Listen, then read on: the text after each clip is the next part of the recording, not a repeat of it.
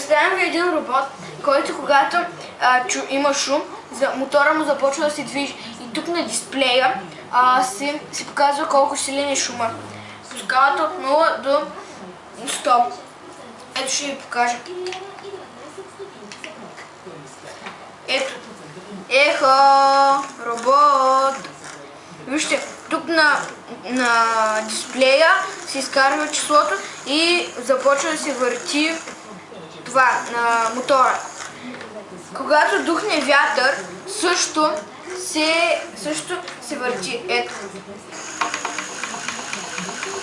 Само че малко по-бързо се върти и заради това е малко по-възможно да падне. Ето.